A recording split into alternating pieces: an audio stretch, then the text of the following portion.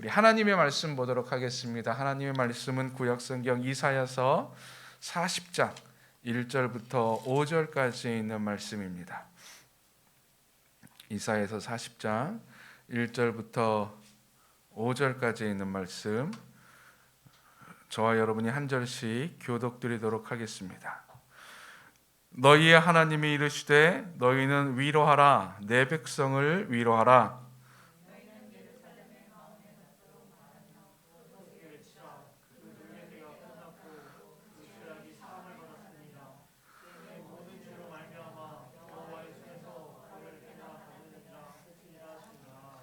외치는 자의 소리여 이르되 너희는 광야에서 여호와의 길을 예비하라, 사막에서 우리 하나님의 대로를 평탄케 하라.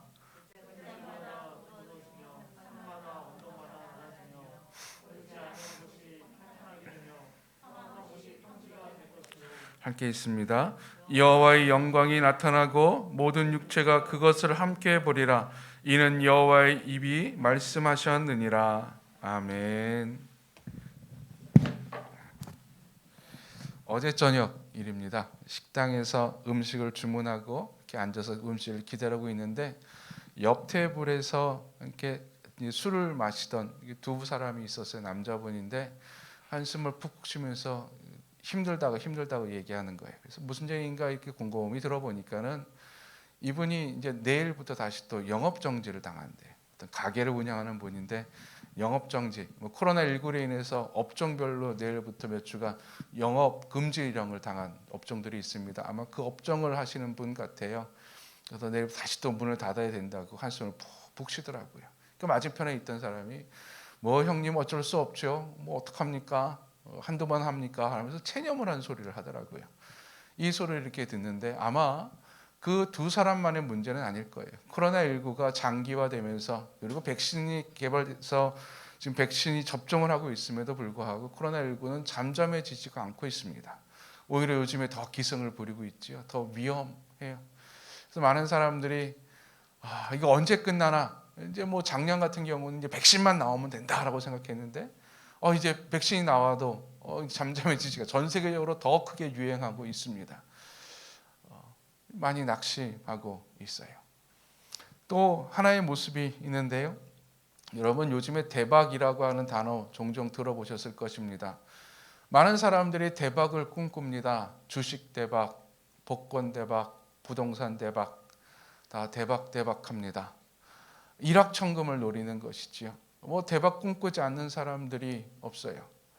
이렇게 보면은 내가 열심히 살아서 열심히 내가 돈을 벌어서 뭐가 되겠다, 내가 열심히 공부해서 무엇이 되겠다라고 하는 생각보다는 그냥 내가 투자한 어떤 것이 대박이 나서 내가 부자가 되고 내가 그냥 편하게 살면 좋겠다라고 생각하는 경우들이 많습니다. 여러분 대박을 꿈꾸는 것은 대박은 운이죠. 소망이 아닙니다. 즉 이 사회가 운으로 행운을 바라며 소망은 사라지고 있는 것 같습니다. 여러분 요즘에 뉴스 많이 보셨을 겁니다. 새 모녀를 살해한 한 스토커 이야기 여러분 들어보셨죠? 뉴스로 보셨을 겁니다. 한 여인을 스토킹을 하고 그 여인의 집에 가서 그 여인의 어머니와 동생을 죽이고 그 여인도 죽이고 자기도 자해하고. 그래서 끔찍한 것은 그 죽이는 그 과정 가운데 그 집에서 태연하게 뭐 음식도 먹고 다른 짓을 했다고 하는 거예요. 그리고 잡혀서 뭐 TV 화면에 나왔는데 아주 뻔뻔하게 뭐 범죄 심리학자들도 깜짝 놀라요. 어떻게 저럴 수가 있냐고. 그 정도의 아주 극악무도한 범죄가 있었습니다. 근데 이런 범죄가 뭐 그 범죄만 있었던 것이 아니죠. 하루 이틀 있는 것이 아닙니다. 수많은 범죄들이 우리 삶 가운데 있고 얼마 전에는 구미의 3살짜리 아이가 아사된 사건, 어머니가 끌리니 방치해서 아사됐다고 하는데 수사를 하다 보니까 더 놀라운 사실이 있어요. 어머니인 줄 알았던, 엄마인 줄 알았던 그 여인은 엄마가 아니었다고 하는 거예요. 언니였다고 하는 것이죠. 그래서 막 깜짝 놀라고 지금 재판이 벌어지면서 막 논란거리가 되고 있는데 눈 뜨고 일어나면 우리 신문만 보고 뉴스만 보면 우리를 깜짝깜짝 놀라게 하는 수많은 사건들이 있습니다. 서로가 서로를 속여요. 가족이 가족을 속이고, 방송이 시청자를 속이고, 언론이 시민을 속이고, 서로 속고 속이는 관계 가운데 이 사회가 진행되고 있습니다. 움직이고 있습니다. 근데 여러분, 그 더 놀라운 사실이 뭔지 아십니까? 이런 대담한, 이러한 엄청난 사건들이 있는 이 사회가 이 모습을 우리가 익숙해 한다고 하는 거예요. 당연시 여긴다고 하는 거예요. 그냥 한번 와 저럴 수가 라고 생각하고 끝난다고 하는 거예요. 점점 익숙해집니다. 암울한 사회에 익숙해지고 우울한 일상에 익숙해지고 있는 우리의 모습, 이것이 우리를 더 끔찍하게 하죠. 이런 이 우울한 사회 가운데, 미래가 안 보이고 소망이 보이지 않는 이 사회 가운데 교회가 무엇을 해야 할까요? 이 사회를 향해 끔찍한 범죄가 일어나고 행운만 따르고 행운만 바라는 이 사회 가운데 우리가 무엇을 할 수 있을까? 우리 하나님의 말씀을 함께 보기를 원합니다. 오늘 본문에 있는 말씀은 이사야 선지자를 통해서 하나님께서 말씀하신, 대언하신 내용인데요. 이사야 선지자는 이스라엘의 남유다의 분열왕국 시대 남유다의 BC 8세기경에 활약했던 위대한 선지자입니다. 여러 왕에 거쳐서 하나님의 말씀을 대언하고 예언하는 선지자 역할을 감당했었는데요. 특별히 아하스 왕과 히스기야 왕 때 활약을 크게 했었던 자입니다. 왕들이 그를 신뢰했었고 좋아했었어요. 전승에 의하면 히스기야 왕의 아들이 므낫세 왕 때에 순교를 당했다라는 전승이 있습니다. 그가 주로 한 예언의 메시지는요, 아주 간단했습니다. 당시 이스라엘 남유다 사람들이 하나님을 섬긴다고 했지만 온통 죄악 가운데 있었어요. 그래서 그 죄악을 책망하면서 그 죄악을 꼬집으면서 그 죄악으로 말미암아 하나님께서 이스라엘을 심판하실 것이다, 즉 이스라엘이 멸망할 것이다, 예루살렘이 무너질 것이다 라고 하는 하나님의 준엄한 심판의 메시지를 전합니다. 여러분, 사람들이 좋아했을까요? 아무리 왕궁 선지자였고 그래도 사람들이 별로 좋아하지 않았습니다. 그 음성 듣기를 별로 즐겨하진 않았었습니다. 이사야도 아마 그 하나님의 예언의 말씀을 전하는데 그렇게 좋지만은 않았을 것 같았습니다. 이제 그렇게 이스라엘의 심판, 이스라엘의 멸망에 대한 메시지를 전했는데 어느 날 하나님께서 더 뛰어넘는 메시지를 전하게 하십니다. 또 다른 메시지를 전하게 하는데 그것이 오늘 우리가 읽은 이사야서 40장부터 66장까지의 내용입니다. 흔히 이사야서를 두 부분으로 크게 나눠요. 크게 나눌 때는 1장부터 39장입니다. 이거는 이스라엘의 멸망을 이야기해요. 심판의 메시지예요. 근데 40장부터는 그 내용이 확 바뀝니다. 오늘 40장 1절에 보면은 하나님께서 이사야 선지자를 통해서 그 멸망을 할 것이라고 심판의 메시지를 전했던, 심판의 메시지를 받았던 이스라엘 백성들 향해서 또 다른 메시지를 전하게 하는데 1절에 보면 이렇게 말합니다. 너희의 하나님이 이르시되 너희는 위로하라, 내 백성을 위로하라. 위로하라 라고 합니다. 이 위로의 메시지를 받는 이스라엘 백성은 당시 이사야와 함께 살고 있었던 이스라엘 사람들이 아니에요.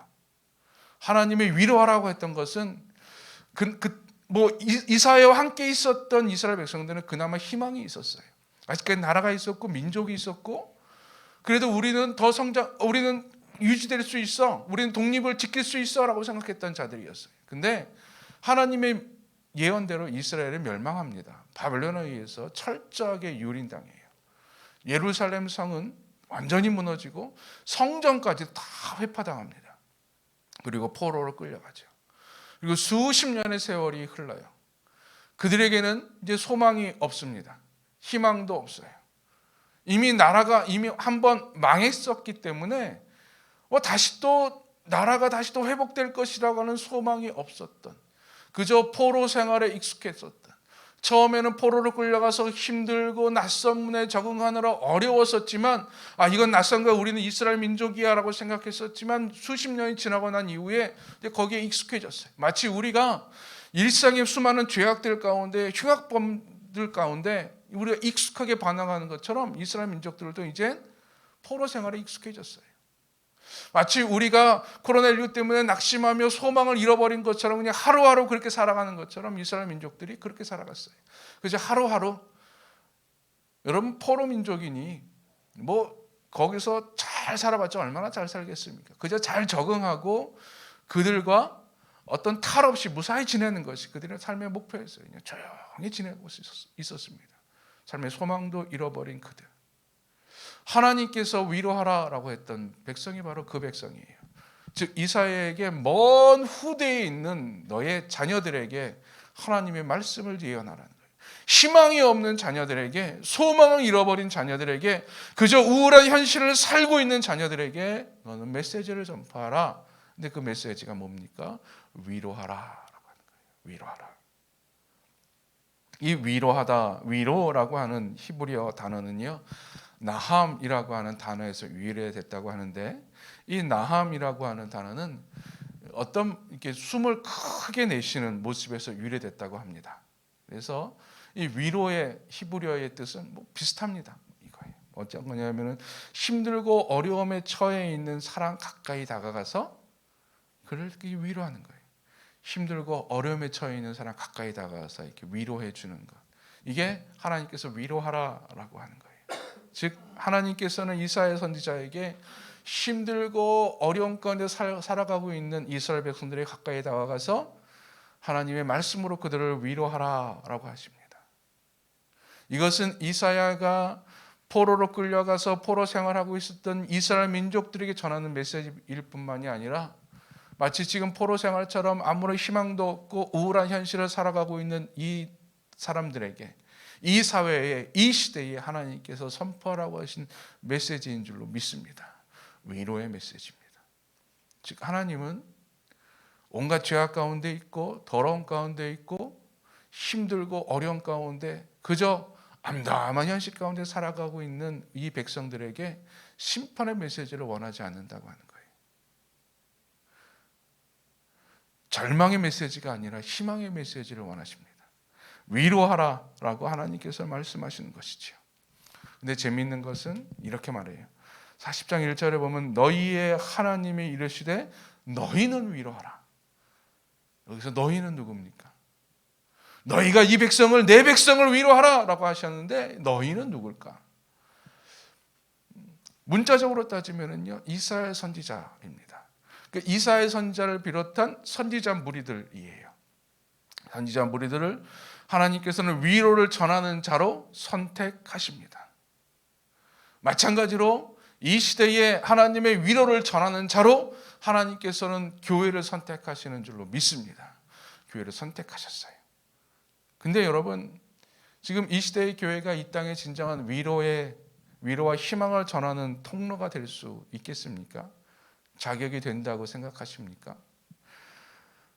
요즘처럼 교회를 향해서 따가운 시선을 받는 경우가 별로 없었던 것 같아요. 뭐 그전에도 교회가 그렇게 다 칭찬받았었던 것은 아니지만 이 코로나19로 말미암아 교회가 상당히 많이 욕을 먹고 비난을 받아요. 코로나19로 인한 근심과 걱정이 화풀이 대상으로 교회를 삼기도 합니다. 여러 곳에서 집단 감염이 일어나는데 그중에 교회에서도 일어나기도 해요. 교회는 사람들이 모이는 곳이니 당연히 일어날 수밖에 없겠죠. 위험 부담이 있죠. 근데 교회에서 일어나면 언론이나 사람들이 벌떼같이 특대같이 달려듭니다. 그래서 막 공격을 해요. 왜 모이냐고, 모이지 말라고 하는데 왜 모이느냐, 하지 말라는 거 왜 하냐, 교회는 너희들은 뭐 특별하냐, 뭐 별별 말을 다 쏟아냅니다. 근데 여러분, 그것이 코로나19를 대처하는 교회의 잘못된 모습 때문에 그런 거라고 생각하셔는 안 됩니다. 그 전까지 가지고 있었던 교회에 대한 반감이에요. 교회의 잘못된 모습에 대해서, 교회의 연약한, 부족한, 부조리한 모습에 대해서 사회는 마음을 닫고 있었던 거예요. 그러다 이번 일이 이렇게 일어나니 그것이 공격적으로 변화된 것뿐이지요. 드러났었던 것뿐이죠. 즉 교회는 지금 하나님의 메시지를 전달하고 그들에게 희망을 이야기하는 것이라기보다는 오히려 근심의 대상, 문제의 대상이 되어버리고 있는 상황인 것 같습니다. 네, 여러분, 교회가 이렇게 이 지경까지 이른 것은 지금의 문제만은 아닙니다. 역사적으로 보면 교회가 이렇게 문제시되고 사회의 골칫덩이가 되었던 적이 한두 번이 아니에요. 중세 시대 때는요, 부패한 교회의 권력이 당시 사람들의 조롱거리였습니다. 교회가 얼마나 많이 부패했는지 뭐 말로 할 수 없을 정도였어요. 성직매매라고 혹시 여러분 들어보셨습니까? 어떤 주교가 되고 어떤 교황이 되는데 하나님의 뜻에 의해서 되는 것이 아니라 당시의 유지들, 권력자들과 결탁해서 교황의 자리를 얻기도 하고 주교의 자리를 얻습니다. 그러니까 서로 매매하는 거예요. 그래서 귀족이 누구를 어느 지역의 주교로 앉혀요. 그럼 그 주교는 그 귀족에게 온갖 나행을 다 떨고 온갖 이득을 다 보내줍니다. 서로 그렇게 했어요. 교회가 얼마나 썩었었는지 몰라요. 중세시대 때 그랬지요. 여러분, 또 2차 세계대전 당시의 독일 교회는요, 히틀러의 그 만행과 유태인 학살과 전쟁을 묵인해 줬어요. 그거 인정해 줬어요. 지지를 해 줬어요. 그래서 수많은 유태인들이 학살을 당했고요, 전 세계가 전쟁의 소용돌이로 빠져버리고 말았었습니다. 제국주의와 교회가 결탁을 하기도 하고 사회 여러 부조리 가운데 중심에 서게 돼 있었어요. 교회가 참 많이 싸웠었습니다. 참 많이 더럽고 추악한 일을 참 많이 했었어요. 그럼에도 불구하고 하나님은 교회를 향한 손을 놓으신 적이 없으셨습니다. 이게 중요해요. 교회가 아무리 썩고 부패했다 할지라도 하나님은 그 교회를 버리지 아니하셨어요. 그 교회를 다시 갱신시키고 회복시켜 주셨습니다. 종교개혁을 통해서 독일의 고백교회를 통해서 그들의 죄를 고백하게 했었고, 여러 성령의 여러 가지 운동과 대각성 운동을 통해서 부패한 교회가 다시 회복될 수 있는 기회를 허락해 주셨고, 하나님은 그 교회를 다시 사용해 주셨고, 그 교회를 다시 회복시키시며 이 사회의 희망이 되게 하셨습니다. 그렇기 때문에 그럼에도 불구하고 교회가 이 땅에 희망이 될 수 있음을 믿습니다. 사람들이 아무리 교회를 비난하고 또 교회를 책망한다 할지라도, 교회가 썩었다 할지라도, 그럼에도 불구하고 교회는 이 땅의 희망인 줄로 믿습니다. 그래서 우리가 위로의 메시지를 전하는 거예요. 어떻게 희망이 될 수 있습니까? 교회가 새로운 공동체를 만들어서 그렇습니까? 종종 보면 이런 거 있죠, 여러분. 교육이 망가졌어요. 교육이 무너졌다. 그래서 교회가 새로운 교육 대안 공동체를 만들어서 교육을 일으키자라고 해서 대안학교를 세우는 경우들이 참 많이 있습니다. 잘못된 모습들, 잘못된 문화들, 썩어져가는 문화를 대신해서 교회가 함께 힘을 모아서 새로운 대안 문화를 일으키자라고 합니다. 여러분, 그걸로 인해서 교회가 세상의 희망이 될까요?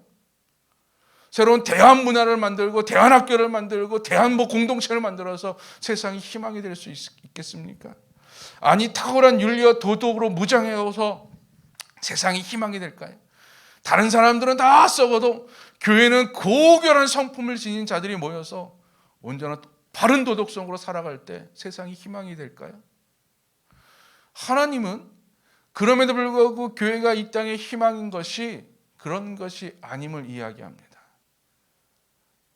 무엇 때문에 희망이 됩니까?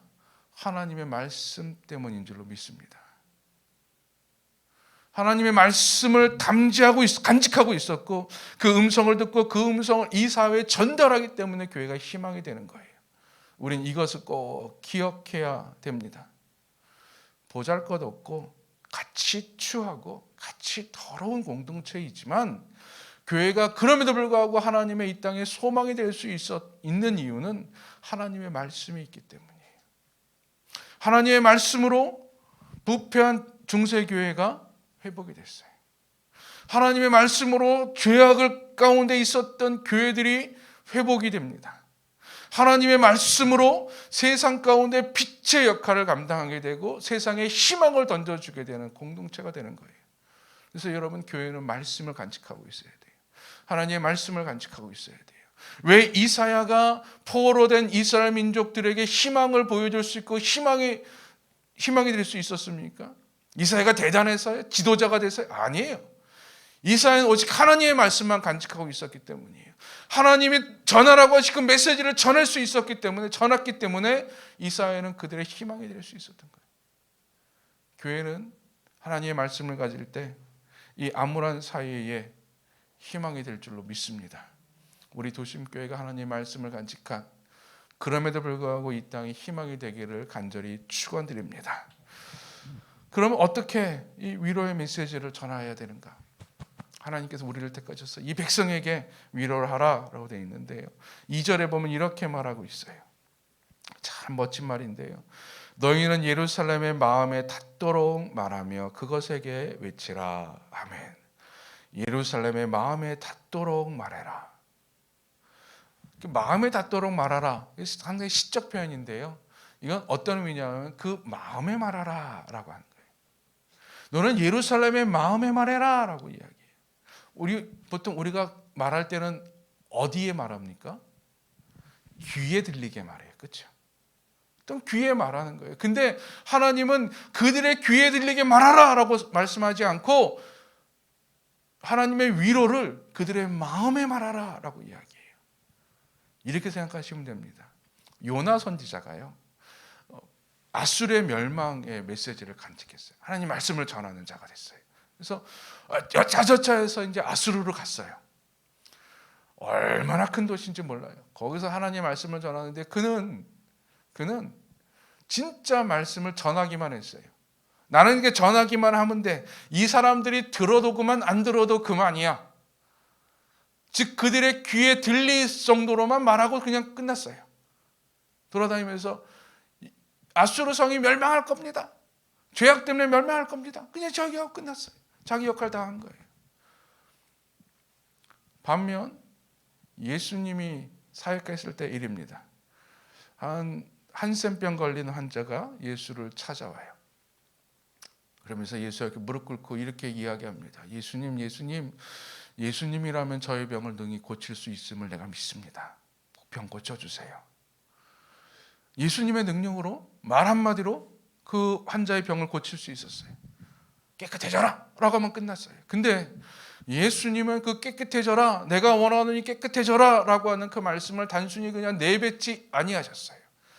그 한센병 환자, 어느 누구도 그를 만지기를 거부하고 부정하다고 멀리 했었던 그 한센병 환자를 가까이 다가가서 그의 몸에 손을 대시고 말씀하십니다. 내가 원하노니 깨끗해져라. 여러분, 요나의 말씀 선포와 예수님의 말씀 선포의 차이점을 아시겠습니까? 그냥 던지는 것과 그를 품으며 말하는 것.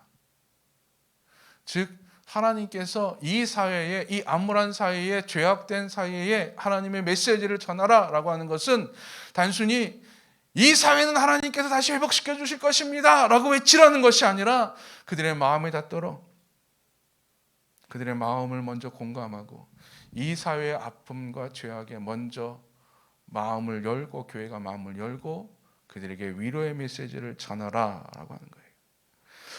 이 사회가 죄악이 만연하기 때문에 죄인이라서 멀리 하라는 것이 아니라 이 사회가 죄악이 만연하기 때문에 이 사회가 죄인이라서 가까이 다가가라고 하는 거예요. 그래서 교회는요, 하나님의 위로의 메시지를 간직한 교회는, 하나님의 말씀을 간직하고 이 땅에 희망이 되는 교회는 가까이 가야 돼요. 사회에 좀 더 가까이 가야 됩니다. 근데 여러분, 이 사회를 향한 우리 교회의 시선은 어떻습니까? 더럽다고, 우리를 공격한다고, 막 눈에 불을 켜고 미워함으로 그를 바라보고 있지, 사회를 바라보고 있지 않습니까? 아니, 크게 바라보지 말고, 여러분, 내가 미워하는 사람, 내가 증오하고 내가 싫어하는 사람을 내가 어떻게 바라보고 있습니까? 내가 그를 더 증오하면서 저 사람은 죽어도 싹, 저 사람은 망해도 돼 라고 하면서 바라보고 있지 않습니까? 하나님께서 말씀하세요. 너희가 하나님의 말씀을 간직한 자라면, 이 땅에 소망이 되고자 하면 그들의 마음에 닿게 말해야 된다. 그들 가까이 다가가 그 사람 곁에 서서 어깨를 두드리며 위로하라라고 말씀하십니다. 우리가 그러한 자들이 되어야 될 줄로 믿습니다. 아니, 하나님께서 우리에게 먼저 그렇게 하셨어요. 하나님께서 먼저 우리에게 그렇게 하셨어요. 만약에 하나님께서 우리에게 구원의 메시지를 그냥 너희들이 받건 안 받건 상관없어, 그냥 알고만 있으면 돼 라고 구원의 메시지를 선포했더라면, 하나님께서 심판의 메시지를 그렇게 선포했었더라면 어떻게 됐을까요? 근데 하나님은 우리의 마음에 닿게 다가오셨어요. 예수님이 친히 이 땅에 내려오셔서 친히 죄인들 곁에 서서 그들과 함께 먹고 마시면서 그들의 아픔에 공감하시고 그들이 죄를 질 수밖에 없는 그 상황 가운데 그들을 이해하시면서, 그럼에도 불구하고 하나님은 너희를 사랑한다고 하는, 그럼에도 불구하고 하나님은 우리를 구원하신다고 하는 그 메시지를 우리의 마음에 닿게 말씀하셨기 때문에 우리가 구원받은 줄로 믿습니다. 우리가 깨닫게 되는 것이죠. 그래서 우리는 그런 삶을 살아가야 되고 그런 교회가 되어야 되는 거예요. 하나님께서 위로하라고 하셨는데 어떻게 위로할까요? 무엇을 위로해야 되나요? 어떠한 말로 위로해야 될까요? 하나님은 오늘 본문을 통해서 세 가지를 말씀하세요. 첫 번째로는 너희들의 멸망이 진짜 멸망이 아니다라고 하는 거예요. 오늘 2절에 보면 이렇게 말합니다. 너희는 예루살렘의 마음에 닿도록 말하며 그것에게 외치라. 첫 번째, 그 노역의 때가 끝났다. 그 노역의 때가 끝났다. 이스라엘은 이제 끝났어요. 바벨론에 의해서 이스라엘은 패망했고 예루살렘은 무너졌고 이스라엘이란 나라는 역사에서 사라져버리고 말았습니다. 지도에서 사라졌어요. 완전한 멸망이에요. 그렇게 해서 사라진 나라들이 꽤 많습니다. 역사 속에 점철을 거듭하면서 망했던 나라들이 얼마나 많은지 몰라요. 이제 이스라엘도 그랬어요. 이제 우리도 이스라엘 민족들도 이제 끝났다고 생각을 한 거예요. 우리는 회복 그런 거 없어. 우리는 이미 끝났어라고 생각을 한 겁니다. 그때 하나님께서 말씀하시는 거지요. 너희 노역의 때가 끝났다. 너희 포로 생활이 끝났다. 너희는 너희의 끝났다고 생각하는 그것이 끝났다고 하는 거예요. 새로운 시작이 있다라고 하는 거예요. 너희들의 끝이라고 생각하는데 그것이 끝이 아니라고 하는 거예요. 너희들의 멸망이라고 생각했는데 그것이 멸망이 아니라고 하는 거예요. 하나님께 다시 회복시켜 주신다라고 하는 위로가 있습니다. 하나님이 다시 우리를 이렇게 회복시켜 주실 줄로 믿습니다. 우리가 생각하는 멸망이 아닌 줄로 믿습니다. 끝이라고 생각하는 이 땅의 백성들에게 하나님께서는 이렇게 말씀하시는 거예요. 너희는 가서 외치라. 끝이 아니라고 하는 거예요. 살 길이 있다라고 하는 거예요. 벼랑 끝에 내몰린 자들에게, 이제 떨어질 수밖에 없다고 생각하는 그 자들에게 찾아가서 이 벼랑 끝이 아니라고 외치라고 하는 거예요. 이 끝이 아니라고. 살 길이 있다고. 하나님께서 살 길을 당신에게 허락해 주셨다고. 이제 이 벼랑 끝이 났다고 말하라고 외치라. 하나님은 우리에게 말씀하고 있습니다. 두 번째 하나님께서 원하셨던 위로의 메시지는요, 그 다음 구절입니다. 노역의 때가 끝났고 그 죄악이 사함을 받았느니라. 그 죄악이 사함을 받았느니라.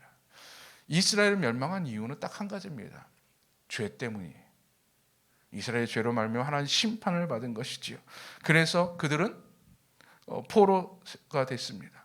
그들을 자유롭게 살았었는데 그들을 억압하는 세력이 생겼어요. 근데 그 죄악이 사함을 받았다, 이제 깨끗하게 됐다라고 하는 것은 이제 너희를 억압하고 있었던 그 악의 세력들이 사라졌다라고 하는 거예요. 너희를 힘들게 만들었던 그 원인들, 그 죄악이 사라졌다라고 이야기하는 거죠. 즉 다시 말해서 교회가 이 사회 가운데 전할 두 번째 메시지는 우리를 우울하게 만드는 원인이 사라진다라고 하는 거예요. 우리를 우울하게 만드는 원인들은요, 우리가 어떻게 감당할 수 없는 문제들입니다. 코로나19 우리가 감당할 수 없어요. 우리의 삶에 나타나는 여러 재정적인 압박, 우리 감당할 수 없어요. 건강의 문제, 우리가 도저히 어떻게 할 수 없어요. 항상 우리는 거기에 짓눌려 있어요. 항상 거기에 우리는 억압받고 있고 거의 노예가 되어 있어요. 그래서 막 건강이라는 소리만 들어도 우리는 살 떨려요.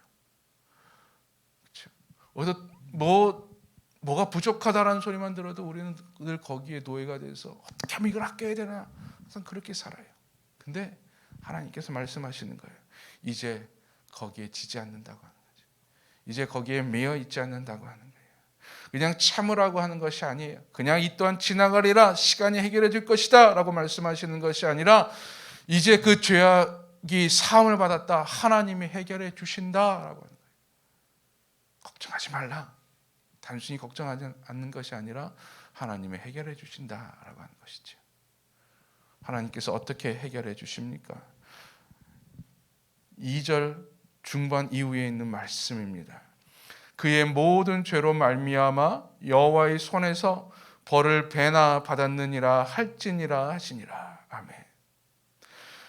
하나님께서 우리를 회복시켜 주시고 하나님께서 우리에게 위로를 주신 이유는 세 번째, 하나님의 긍휼이라고 하는 거예요. 즉 우리가 전할 위로의 메시지는 하나님이 우리를 긍휼히 여기셔서 우리를 사랑하셔서 우리를 회복시켜 주신다고 하는 거예요.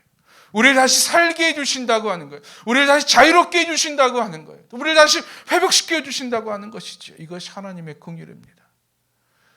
2절 후반에 보면 좀 이해가 안 돼요. 그렇죠? 그냥 읽으면 그의 모든 죄로 말미암아 여호와의 손에서 벌을 배나 받았다. 2배의 벌을 받았기 때문에 이제 너희 죄가 사해지고 너에게 끝났다라고 생각할 수 있습니다. 과연 그럴까요? 벌을 2배로 받았기에 이제 해결됐다라고 하는 겁니까? 충분히 벌을 받았으니 이제 해방과 자유를 누릴 수 있다. 마치 죄를 져서 감옥에 갇힌 죄인이 그 감옥에 갇힌 그 기한을 다 마치고 출소하는 것처럼 이제 그게 자유다라고 이야기하는 걸까요? 아니에요. 한번 여러분 반대로 생각해 보십시오. 이스라엘이 자신들의 죄를 인정한 적이 있었습니까? 없었어요. 예루살렘 멸망하면서까지도 그들은 자신들이 죄인이라고 자신들 죄 때문에 이런 일이 있다고 생각하지 않았어요. 그냥 워낙 바벨론이 강하기 때문에 우리는 그냥 질 수밖에 없었어라고 생각했습니다. 그들이 포로로 가서 다시 하나님을 잘 섬겼을까요? 아니요. 그들은 하나님 잘 섬기지 않았어요. 똑같이 그냥 살았어요. 이미 망한 나라였었기 때문에 오히려 바벨론에 있는 우상들을 더 섬겼었겠지요. 그들의 죄가 70년의 포로 생활이면 충분히 해결될 수 있었던 것들일까요? 여러분, 우리의 죄값이 어느 정도입니까? 내 죄값이 1년 살면 끝이 납니까? 내 죄값이 10년 살면 끝이 납니까? 해결될 수 있습니까? 아니에요. 하나님은 말씀하세요. 나의 죄값은 사망이에요. 생명이에요. 생명을 바치지 않으면 나의 죄값은 해결될 수가 없어요. 근데 하나님께서 말씀하시는 것은 이제 너희는 벌을 2배나 받았기 때문에 벌을 배나 받았기 때문에 이제 너희는 해방이다라고 하는 것은 하나님께서 그렇게 이해해 주신다고 하는 거예요. 하나님께서 그렇게 여겨 주신다고 하는 것이죠. 이것이 하나님의 긍휼입니다. 즉 이 말은 내가 벌을 다 받아서 된 것이 아니라 하나님의 긍휼 때문이다라고 하는 거예요. 하나님의 긍휼 때문에 너희는 이제 자유를 얻게 될 것이다라고 하는 거예요. 오직 하나님의 긍휼로 말미암아 위로를 받을 수 있다라고 하는 거예요. 이 사회 하나님을 참 많이 부정하고 참 미워한 사회 같아요. 이 시대가 인간의 고결함을 이야기하면서 신들을 부정합니다. 하나님을 부정합니다. 인간성을 이야기하면서 하나님이 미워하고 싫어하는 죄악들을 미화시키기도 해요. 사회가 그렇게 흘러가요. 얼마나 미울까요? 얼마나 짜증날까요? 그런데 하나님은 긍휼을 베풀어 주세요. 이 시대를 사랑하고 이 사회를 사랑하십니다. 그러기에 우리는 하나님의 이 백성의 위로자가 되어야 됩니다. 우리 교회가 해야 할 일, 우리가 해야 할 일, 하나님의 말씀을 가지고 이 땅의 위로자로 서는 것. 여러분, 이 땅의 위로자로 살아갈 수 있기를 간절히 축원드립니다. 복음이 전해질 때까지 증인된 삶을 결코 쉬지